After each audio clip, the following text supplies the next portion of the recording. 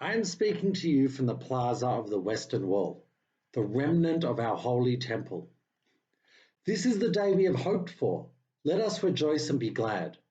The vision of all generations is being realized before our eyes.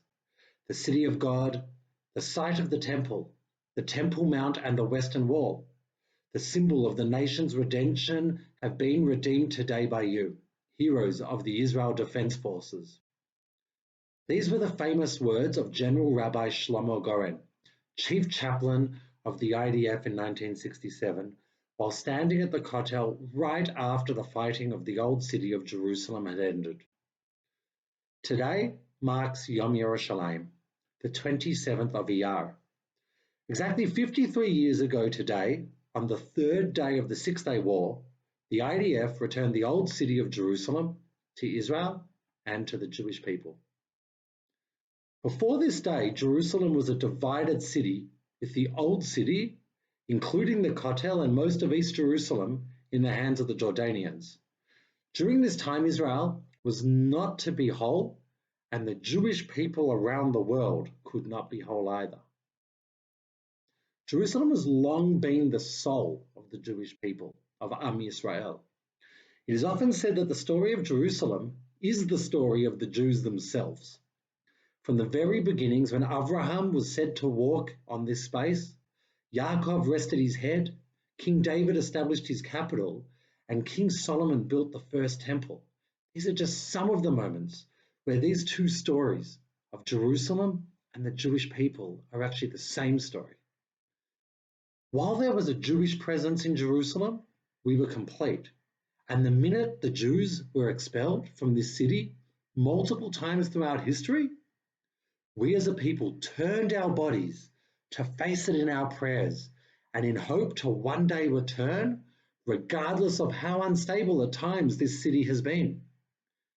During its long history, Jerusalem has been destroyed at least twice, besieged 23 times, captured and recaptured 44 times, and attacked 52 times. And throughout this entire time, the Jewish people still lived there, or when we couldn't, and at sometimes for fear of death and punishment, we yearned to be there. Throughout the centuries, Jews, wherever they lived, recited the Tehillim, chapter 137. If I forget thee, O Jerusalem, may my right hand forget its skill. This very sentence, to signify its importance, has been incorporated into the Jewish wedding service, that on one's happiest hour, we must never forget Jerusalem. This sentiment has been passed down from generation to generation. When we celebrate Yom Yerushalayim, what I believe we are actually celebrating is having never forgotten Jerusalem throughout the years, throughout the centuries, throughout the generations of exile, wandering, of persecution and pain, and having never allowed what Jerusalem means to us as a people to be forgotten. It is no small chance, I believe, that when Bialik students go on Chavaya, the place they go first, right after landing at Ben Gurion Airport, is the Kotel in Jerusalem.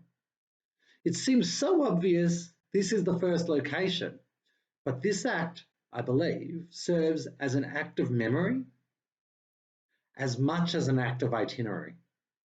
When Chavaya go to the Kotel, this is our way, Bialik's way, of continuing the long tradition of an unbroken memory of Jerusalem. This is our way of celebrating that we have never forgotten.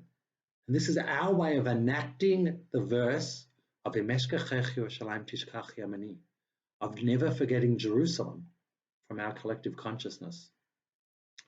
I choose to wrap this up in the same way I began, with the words of General Rabbi Goren on that fateful day in 1967. Indeed, we have not forgotten you, Jerusalem, our holy city, our glory. In the name of the entire Jewish people in Israel and the diaspora, I hereby recite with supreme joy, blessed art you, who has kept us in life and enabled us to reach this day, this year in Jerusalem, rebuilt. I would like to wish you all a Chag Sameach and a Shabbat Shalom,